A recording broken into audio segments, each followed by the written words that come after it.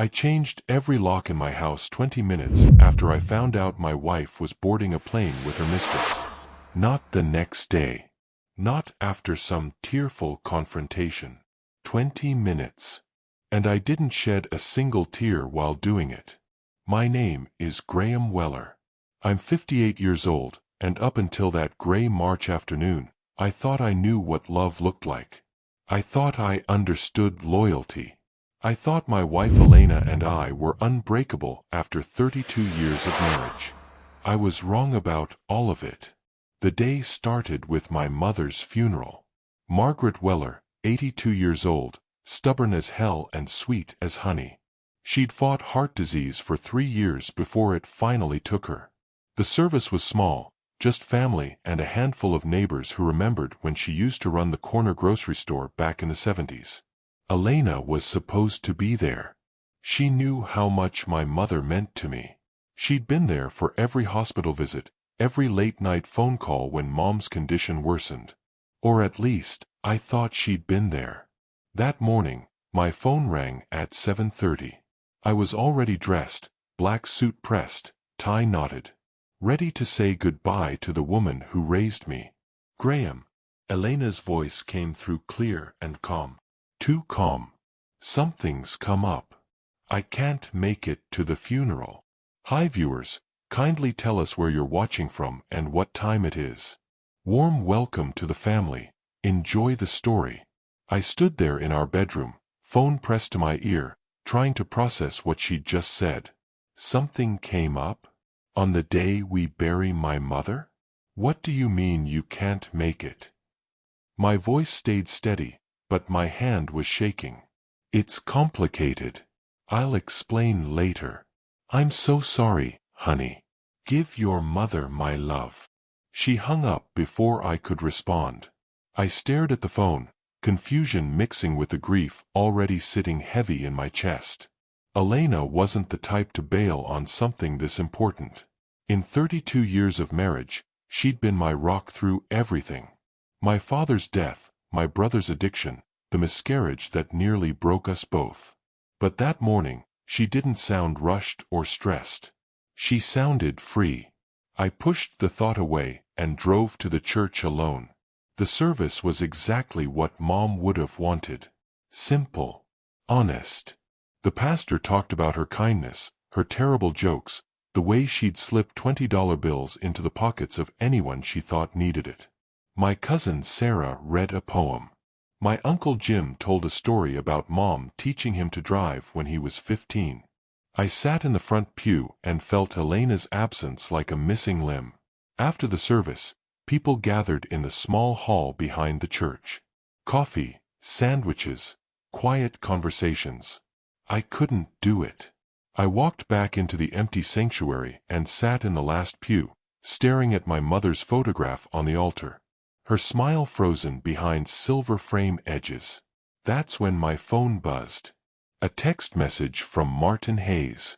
My neighbor for 20 years, the guy who helped me build my back deck, who borrowed my tools and always returned them cleaner than he found them. "Graham, I don't want to upset you today of all days, but you should know Elena's car is parked at the airport. She's not alone." My heart stopped. I read it twice. 3 times. I typed back with numb fingers. "What do you mean?" 3 dots appeared. Disappeared. Appeared again. "She's with someone. A woman. They just checked in for a flight to Denver." The sanctuary walls seemed to close in. The flowers on the altar blurred. My mother's photograph watched me from across the room, her smile suddenly looking sad. Elena was supposed to be at my mother's funeral. Instead, she was boarding a plane with another woman. I didn't know what to feel. Grief and betrayal crashed together so hard I couldn't breathe. I sat there, phone in my hand, while people laughed and told stories about my mother in the next room. And all I could think was, who is she? I didn't move from that pew for 20 minutes. Just sat there, staring at Martin's message like it might change if I looked at it long enough. "She's with someone. A woman." The words played on repeat in my head, but they wouldn't stick. Wouldn't make sense. Elena and I had been together since we were 26 years old. We'd built a life. We'd survived things that broke other couples. Or had we? I looked around the empty sanctuary, at the stained glass windows filtering weak sunlight into reds and blues. My mother used to say churches were good places to think clearly because God didn't let you lie to yourself in His house. So I stopped lying. The late nights at her design studio. The weekend conferences that seemed to multiply over the past year. Her phone always face down on the counter. The new password she'd added 3 months ago. It's for security, she'd said when I asked about it. I have client information on there. I'd believed her because I wanted to. Because questioning your wife of 32 years felt like betrayal itself. I remembered the perfume. Not Elena's usual scent, something heavier, warmer. I'd noticed it twice, maybe 3 times when she'd come home late and kissed my cheek before heading straight to the shower. New client gave me samples, she'd explained. Trying to butter me up for a discount. I'd laughed. Made a joke about her being worth every penny. God, I was so stupid. My phone buzzed again. Martin. I'm sorry, man. I didn't know if I should say anything. Thought you should know. I typed back. Are you sure it's her? Positive. I was dropping my daughter off for her flight. Saw Elena at the check-in counter. She was laughing with this other woman, touching her arm. They looked close. Close. What a small word for something that was tearing my world apart. I shoved the phone in my pocket and walked out to my car. The parking lot was half empty now, most people already inside eating sandwiches and swapping memories. I should have been in there. Should have been thanking people for coming, for caring about my mother. Instead, I sat in my car and called Elena. Straight to voicemail. I called again. Same thing. On the 3rd try, I left a message. Kept my voice calm, measured. Hey. Just wondering where you are. Call me back. I drove home in silence. No radio. No podcasts. Just the sound of tires on asphalt and my own breathing.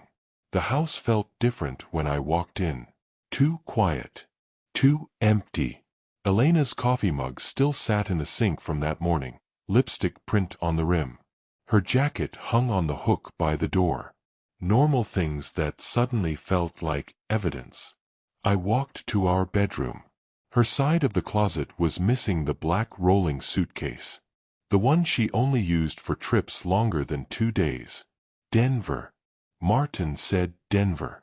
I sat on the edge of our bed and tried to remember the last time Elena and I had really talked.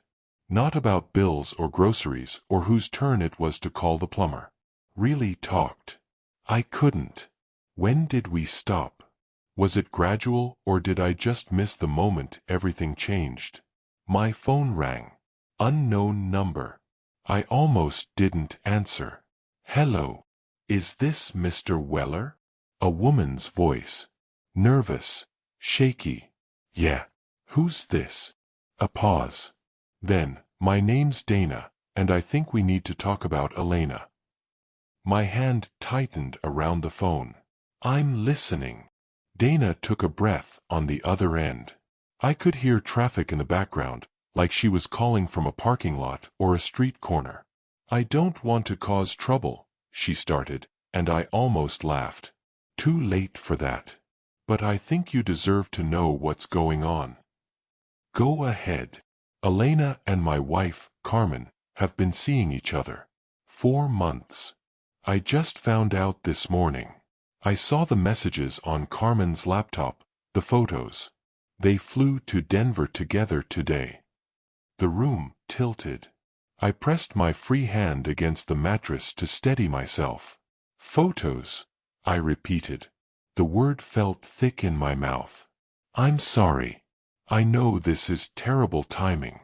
I saw online about your mother's funeral today. I just thought you should know before they came back and kept lying to both of us. I wanted to ask what kind of photos. I wanted to ask how long Dana had known Carmen, if she'd seen signs too, if she felt as gutted and stupid as I did right now. Instead, I said, "Thank you for telling me. There's a coffee shop on Maple Street called Brood Awakening. If you want to talk more, compare notes or whatever, I'll be there tomorrow at 10. I'll think about it. Mr. Weller?"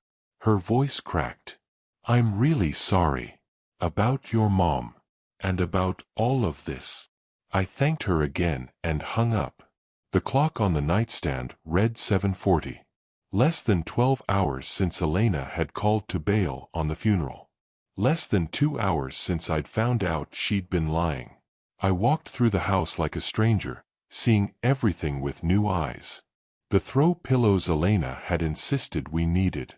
The abstract painting she'd brought home from a gallery opening. The fancy espresso machine that replaced our perfectly good coffee maker. All of it felt like set pieces now. Props in a play where I'd been the only one who didn't know he was acting.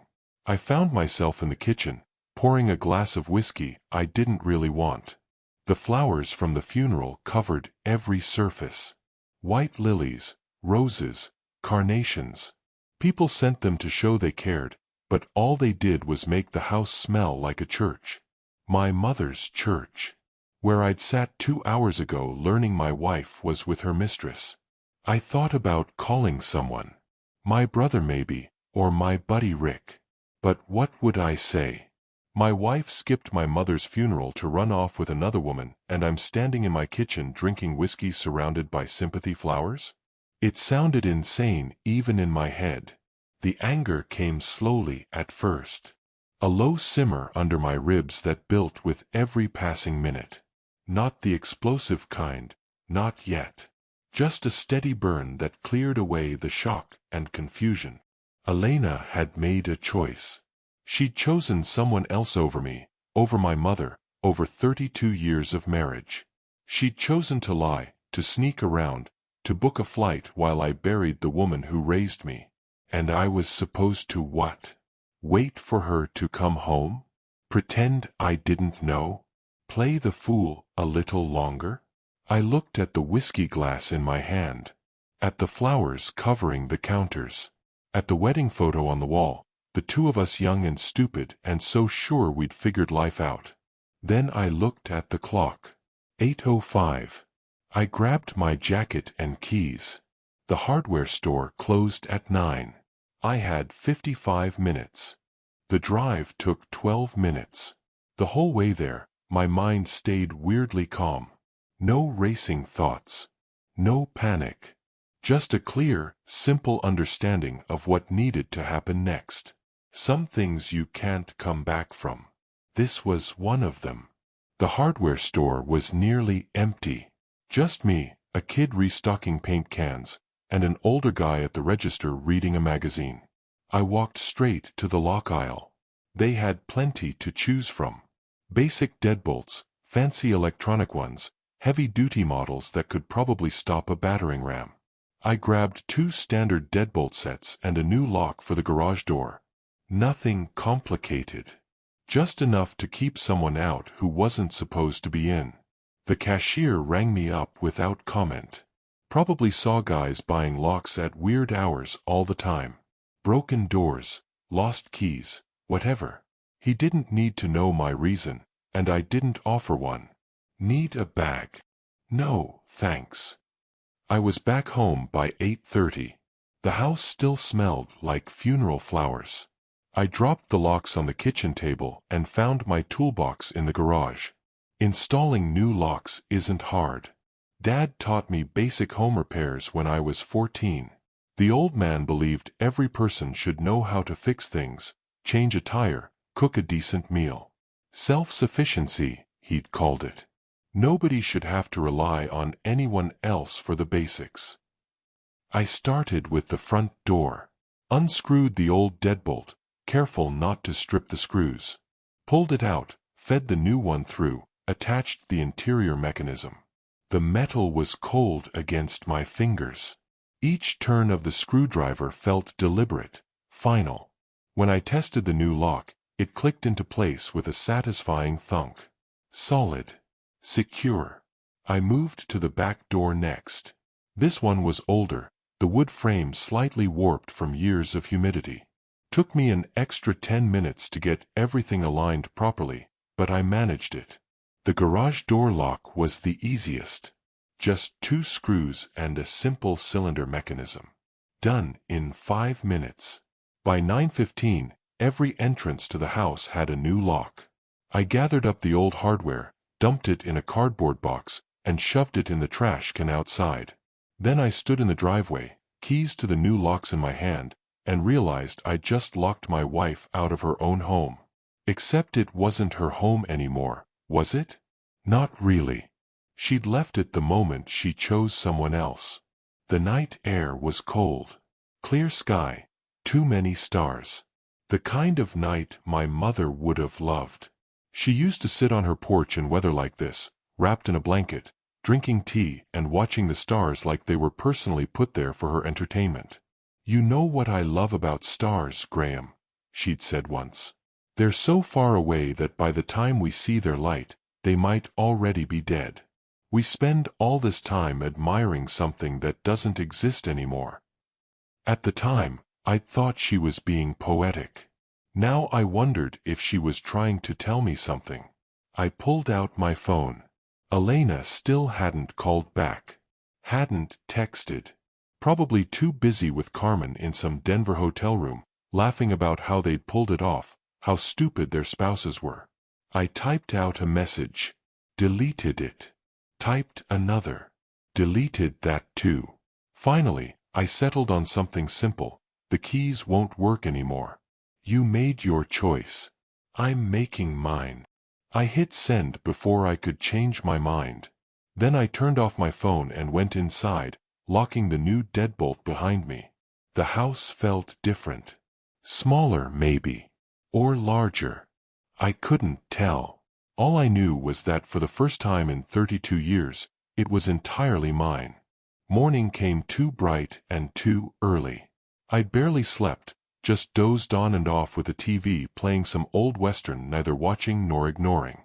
The sun through the bedroom window hit me wrong. Everything looked the same, but nothing felt right. Elena's side of the bed was still made, her decorative pillows arranged in that specific way she liked. I grabbed them one by one and threw them in the hallway. In the kitchen, I made coffee. Strong, black, too much. The funeral flowers were already starting to wilt, brown edges creeping up the petals. I should have thrown them out, but I couldn't bring myself to touch them yet. They were the last physical things connecting me to yesterday, to the funeral, to the moment before everything shattered. I turned my phone back on. 43 missed calls. 62 texts. Most were from Elena. Started around 9 last night and kept going until 3 in the morning. "Graham, what's going on? Why are you saying this? Please call me. I can explain everything. Don't do this. I'm coming home tomorrow. Graham, please." I deleted them without reading past the first few. What was there to explain? She'd been cheating on me. She'd missed my mother's funeral to be with her mistress. Those weren't things you could explain away. There were texts from my brother too. From Rick. From a couple of cousins.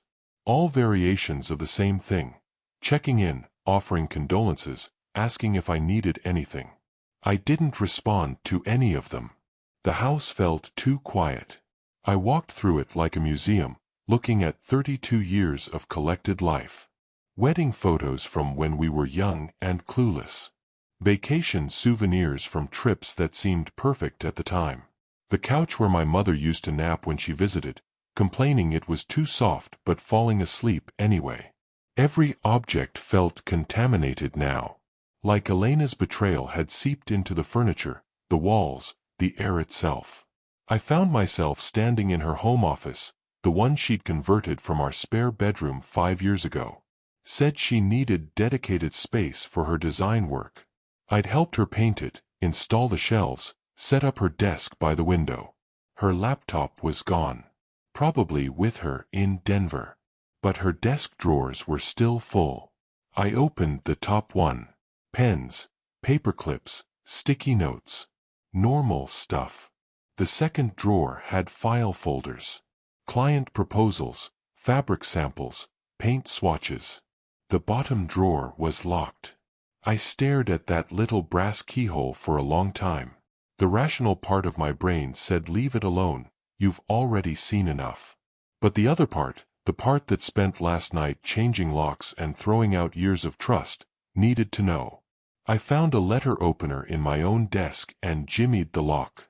Took maybe 30 seconds. Inside were printouts, emails, photos. Carmen was blonde. Early 40s maybe, with one of those practiced smiles people use for social media. In one photo, she and Elena were at some restaurant, wine glasses raised. Another showed them hiking, arms around each other's waists. The emails went back 8 months. Started professional, discussing some design collaboration. Got friendlier. Then flirty. Then explicit. I read 3 before I had to stop. 8 months. While I was helping my mother through physical therapy. While we were planning her 82nd birthday party.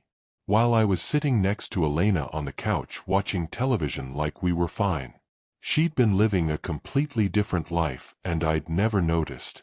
I shoved everything back in the drawer and slammed it shut. My phone rang. Elena. I let it go to voicemail.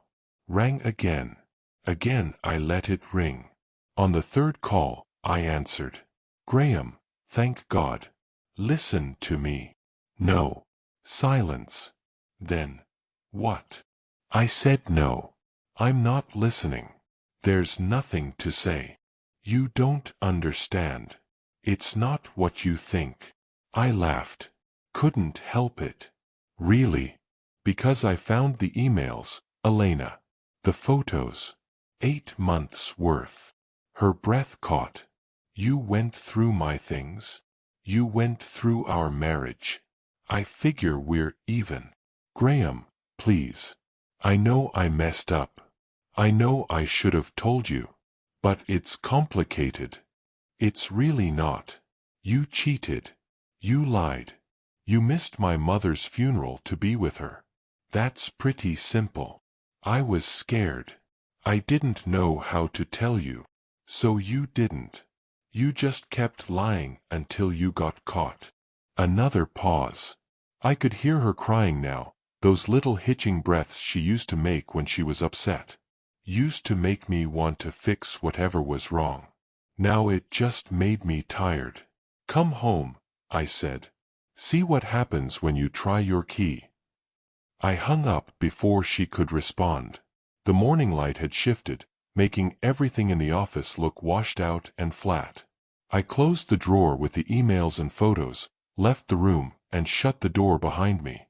For the first time in 32 years, the house finally felt mine.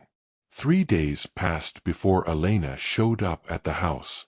3 days of silence broken only by increasingly desperate voicemails I never listened to all the way through. I'd spent those days cleaning. Not just tidying, but purging. Going through closets, drawers, cabinets. Anywhere that held pieces of a life I didn't recognize anymore.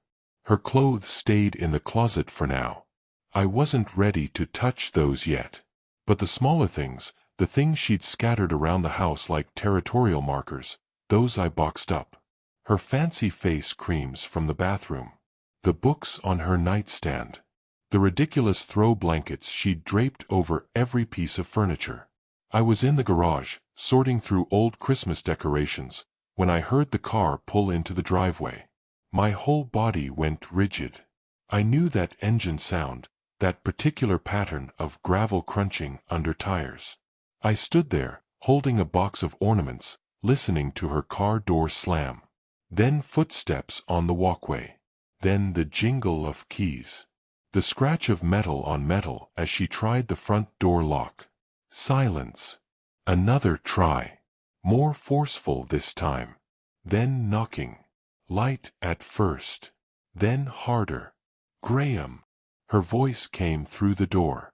Graham, I know you're in there. I set the box down carefully and walked through the garage into the kitchen. Didn't go to the door. Just stood there, listening. Please. The knocking got louder. More frantic. Let me in. We need to talk. Through the window, I could see her. Still wearing her travel coat, sunglasses pushed up on her head. She looked smaller than I remembered. Tired.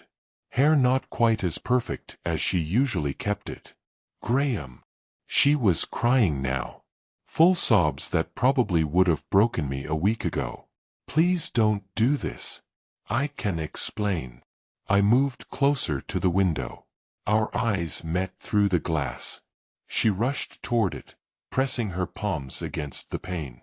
Baby, please. Just let me explain. It's not what you think. I opened the window. Just a crack. Just enough. You already explained, I said. My voice came out calmer than I felt. When you bought that plane ticket. Her face crumpled. It was a mistake. I panicked. I wasn't thinking straight. You weren't thinking about me at all. That's the problem. I was scared. I didn't know how to tell you what I was feeling. So you just kept lying, kept sneaking around, missed my mother's funeral to run off with her. I know, and I'm so sorry. Your mother, God, Graham, I loved her too. Not enough. She reached toward me through the window, fingers scraping uselessly at the glass. Don't do this. We can fix it. We can go to counseling. We can work through it. Work through what? The 8 months of cheating? The emails? The photos I found in your desk? Her expression shifted. Guilt mixed with something else. Anger, maybe. You had no right to go through my things. I almost laughed. I had no right? You're serious. That was private. So was our marriage. Didn't stop you. A car drove past. Our neighbor's kid on his bike. Normal life happening while ours fell apart on the front lawn. Elena wiped her eyes, smearing mascara. What do you want from me? You want me to beg? Fine. I'm begging. Please let me in. Please let's talk about this like adults. We're done talking. We're done pretending. We're just done. You don't mean that. I changed the locks for a reason, Elena. Her hands dropped from the window. For a moment, she just stared at me like I was someone she'd never met. 32 years, she whispered. You're throwing away 32 years. I'm not the one who threw them away. I closed the window, locked it, walked away while she was still standing there, while she was still calling my name. Behind me, her voice got smaller, more desperate. Then it stopped altogether. A few minutes later, I heard her car start. Heard gravel crunch as she backed out of the driveway. Then silence. I stood in the middle of the living room, surrounded by boxes of her stuff, and waited for the guilt to come. The regret. The voice in my head that would say I was being too harsh, too cruel. It never came. For the first time since my mother's funeral, I felt something close to peace. The next morning, I drove to my mother's house. The one I'd inherited but hadn't been able to face yet. It sat on 2 acres just outside town, the same house she'd lived in for 40 years after Dad died. The key stuck in the lock. I had to jiggle it twice before the door opened. Inside smelled exactly like her. Lavender soap from the bathroom. Cinnamon from the candles she burned year-round. Old wood and lemon furniture polish. Nothing had been touched since she went into the hospital that final time. Coffee mug still on the kitchen counter. Reading glasses on the side table next to her chair. Half-finished crossword puzzle on the ottoman. It should have made me sad. Should have gutted me all over again. Instead, It felt like coming home. I walked through each room slowly. Her bedroom with its handmade quilt and photos of Dad on the dresser. The spare room that still had my childhood bed in it. The kitchen where she'd taught me to make her famous pot roast. In the living room, I sat in her favorite chair. The cushion still held the impression of her body, worn soft from decades of use. On the bookshelf beside it, I noticed a leather journal I'd never seen before. Dark brown, edges frayed, my name written on the front in her handwriting. I opened it with shaking hands. The first page was dated 3 months before she died. Graham, if you're reading this, I'm gone. And knowing my son, you probably waited too long to come here and deal with my things. That's okay. Grief moves at its own pace. I could hear her voice so clearly it hurt. I want to tell you something I never had the courage to say while I was alive. Your father and I almost divorced twice. Once when you were 5, once when you were 12. You never knew because we didn't believe in airing our problems to our children. I stopped reading, stared at the words. My parents almost divorced. The first time, he cheated. Nothing physical, but an emotional affair that nearly destroyed us. The second time, I did. Met a man at church who paid attention to me in ways your father had forgotten to. This couldn't be real. My parents were solid. Rock solid. Everyone said so. We stayed together because we chose to. Not because it was easy. Not because we didn't have reasons to leave. But because we decided our love was worth fighting for. And it was. Lord knows it was. I flipped through more pages. Dozens of entries, all addressed to me. Advice about life, marriage, loss. Stories I'd never heard. One entry, dated a month before she died, stopped me cold. I worry about you and Elena. I see how she looks at you sometimes, like she's somewhere else.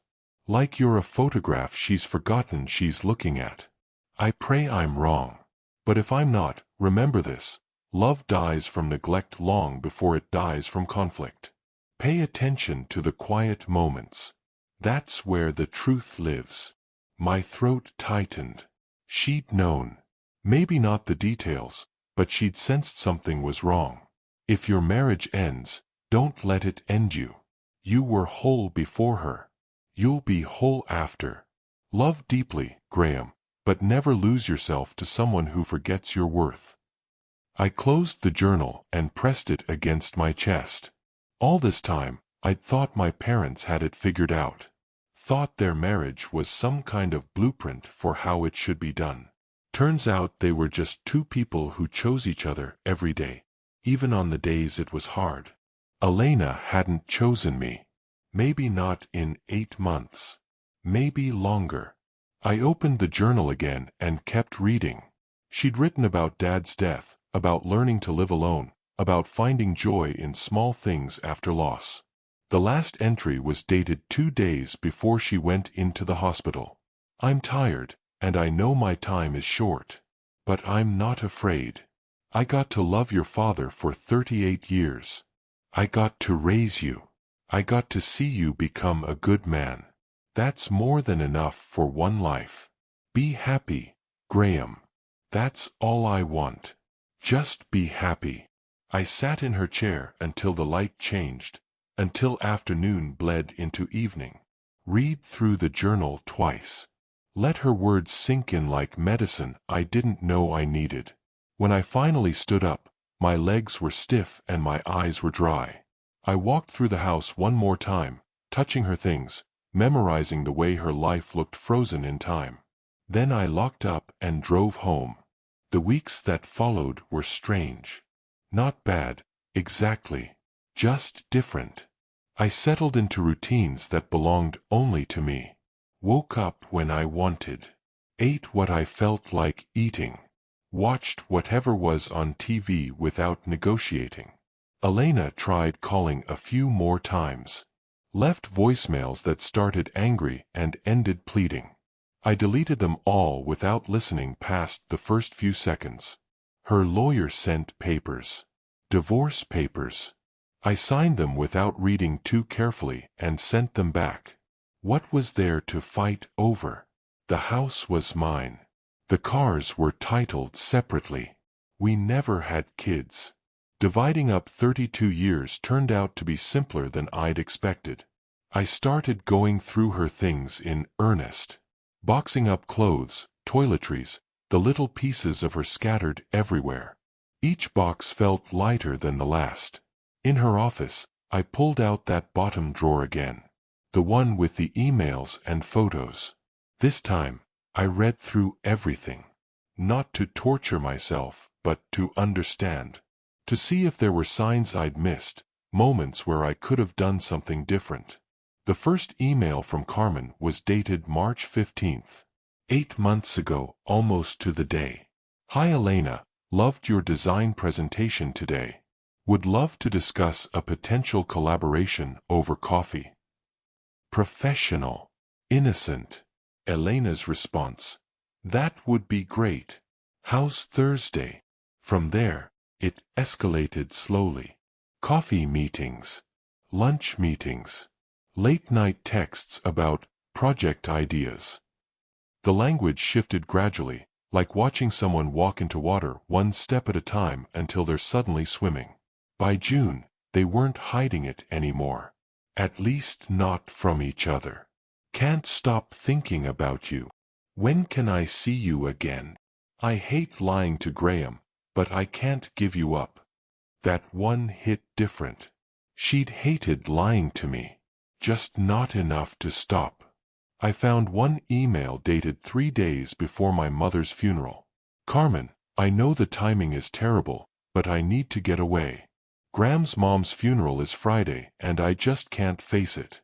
Too much emotion, too many questions I'm not ready to answer.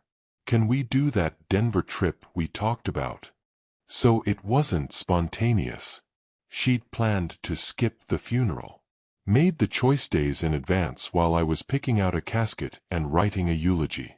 I printed that email, folded it carefully and tucked it into my mother's journal. Not for evidence. Not for some future argument. Just so I'd remember. So I wouldn't let myself forget who made what choices. That night, I found a shoebox in the back of our closet. Old photos from when Elena and I first got together. Us at 26, 27, stupid young and convinced we knew everything. There was one of us at some party, both laughing at something off camera. Elena's head on my shoulder, my arm around her waist. We looked happy. Really, genuinely happy. I almost threw it away. Almost tossed the whole box in the trash. But I didn't. Instead, I put it in the garage with the rest of her boxed up things. Let her have those memories if she wanted them. They weren't mine anymore. In the kitchen, I made coffee and sat at the table. The funeral flowers were long gone now, replaced by nothing. Empty counters. Clean surfaces. My phone buzzed. A text from Dana, Carmen's wife. How are you holding up? We'd met for coffee twice since that first phone call.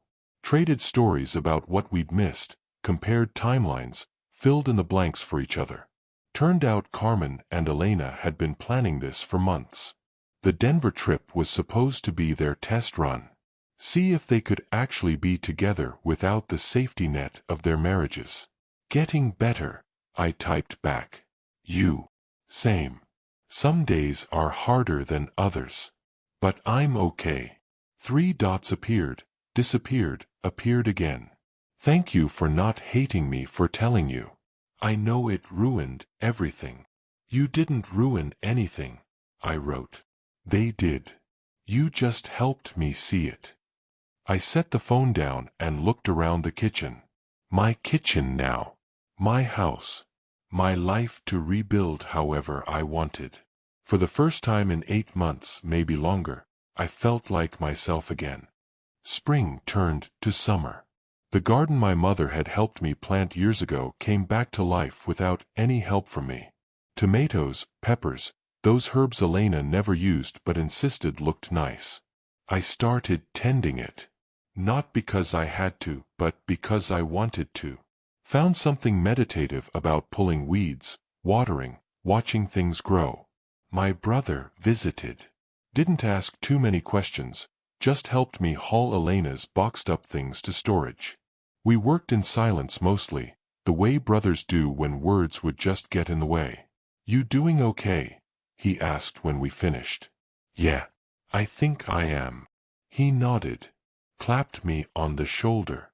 "Mom would be proud of you." After he left, I stood in the driveway and realized the house looked different now. Less cluttered. More honest somehow. I'd repainted the living room. Changed out some furniture. Small things that made the space feel new. Rick came by with beer and pizza. We sat on the back deck, watching the sun go down. "You hearing from her at all?" he asked. "Not in a while. Lawyer handled everything. Good. Clean break." "Yeah." We drank in comfortable silence. Rick had been divorced twice. Knew better than to offer advice I hadn't asked for. "You know what's weird?" I said after a while. "I'm not angry anymore." "That's good, right?" "I don't know. Feels like I should be. Like I'm supposed to stay mad forever or something." Rick shrugged. "Maybe you just used up all your anger already. Nothing left to burn." Maybe he was right. The rage I'd felt that first night, the kind that had me changing locks in the dark, had cooled to something quieter. Not forgiveness exactly. More like indifference. Elena's choices were hers. They didn't have to keep defining mine. I started volunteering at the community center, helping with their handyman needs. Fixing leaky faucets, replacing light fixtures, patching drywall. Simple work that kept my hands busy and my mind clear. Met new people. Had conversations that didn't revolve around my failed marriage or dead mother. Just normal stuff about weather and sports and what was good at the new restaurant downtown. One afternoon, I was fixing a wobbly table in the break room when my phone buzzed. "Elena." My finger hovered over the delete button. But something made me open it instead. "Graham, I know I have no right to contact you. But I wanted you to know I'm sorry. Not because I think it'll change anything. Just because you deserve to hear it. What I did was cruel and selfish and you didn't deserve any of it. I hope you're doing okay. I really do." I read it 3 times. Looked for the angle, the manipulation, the hidden ask. Couldn't find one. It just seemed like what it was. An apology. I typed out a response. Deleted it. Typed another. Deleted that too. Finally settled on, "Thank you for saying that. I hope you're doing okay too." Hit send before I could overthink it. Her response came fast. I'm seeing someone. A therapist, I mean. Working through some things. That's good. Are you happy?" I thought about it. Really thought about it. "Getting there," I typed. "One day at a time. That's all any of us can do." We left it at that. No promises to stay in touch. No forced closure. Just 2 people who used to love each other, acknowledging that life goes on. I finished fixing the table and drove home as the sun set, painting everything gold and orange. The house was quiet when I walked in, but it wasn't lonely. Just peaceful. I made dinner. Something simple. Ate on the back deck with my mother's journal beside me. Read a few entries while fireflies started their nightly dance in the yard. "Be happy, Graham. That's all I want." I closed the journal and smiled. I was getting there, Mom. Slowly, but I was getting there. 6 months after my mother's funeral, I found myself standing at her grave again.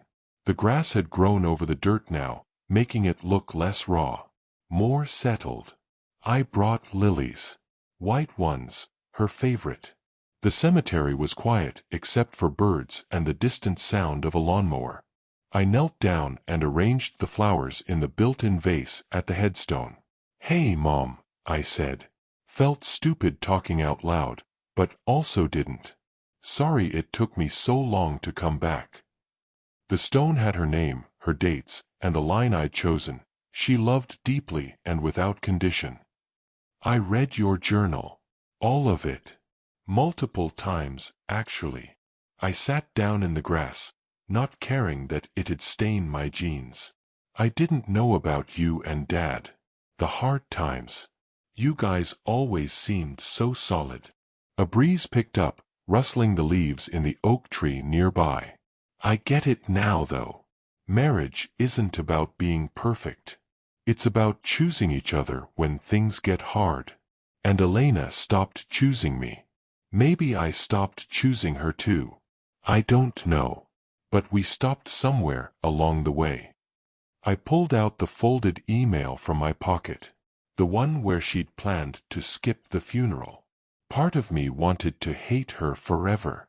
Wanted to stay angry and bitter and prove she'd destroyed me. I smoothed out the creases in the paper. But you taught me better than that, didn't you? I thought about the past 6 months. The changes I'd made. The person I was becoming. I'm not saying I forgive her completely. Not sure I'll ever get there. But I'm not carrying it around anymore either. It's just something that happened. Something I survived. The lawnmower sound got closer, then faded away. Dana and I still talk sometimes. Carmen left her too. They're in therapy now, trying to figure out if they can fix it. I hope they do. Or I hope they're happy whatever they decide. Funny how life works out. I stood up, brushed grass off my pants. The house feels like mine now. I repainted. Changed some furniture. Got rid of most of her stuff. Even the throw pillows. I smiled. You'd like it. It's simpler. More honest. Behind me, another car pulled into the cemetery. A family, looked like. Parents and 2 kids carrying flowers. I miss you, Mom. Miss your advice. Miss your terrible jokes. Miss having someone who knew me before I became whoever this is. I touched the headstone, felt the warmth of sun-heated granite. But I'm okay. Better than okay, actually. I'm happy. Or at least I'm heading that way.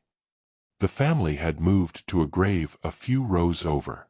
Their voices carried on the wind, soft murmurs I couldn't make out. You were right about everything. Love does die from neglect. And I am whole without her. Took me a while to see it, but I got there. I picked up my car keys, took one last look at the lilies. I'll come back sooner next time. Promise. Walking back to my car, I passed the family. The little girl waved at me. I waved back. Life keeps moving. People keep living. The world doesn't stop just because yours fell apart. I drove home with the windows down, warm air filling the car. The house looked good when I pulled up. I'd planted new flowers in the front bed last week. They were already starting to bloom. Inside, everything was exactly how I'd left it.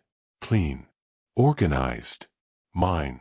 I made coffee and sat on the back deck with my mother's journal, watching the sun paint the sky in shades of pink and gold. Found the last entry again. Read it one more time.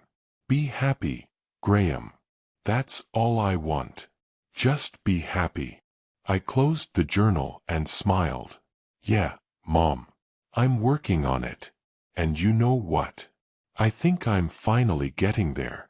The sun dipped below the tree line, leaving the sky glowing. Fireflies started their dance in the yard. Somewhere down the street, kids laughed and a dog barked. Normal sounds. Good sounds. I stayed there until full dark, not thinking about anything in particular. Just existing. Just being. And for the first time since that gray March afternoon, I felt something close to complete. Not healed, maybe. Not entirely whole. But getting there. One day, one moment, one breath at a time. Sometimes the only way to honor love and yourself is to lock the past out for good. Not with anger. Not with bitterness. Just with quiet acceptance that some doors are meant to stay closed. I'd locked mine. Changed every lock. Sealed every entrance to a life that wasn't serving me anymore. And in doing so, I'd opened a window to something better. Something true. The rest would come in time. I wasn't in a hurry. If this story touched something in you, if it reminded you that survival is possible even after betrayal breaks you open, hit that subscribe button.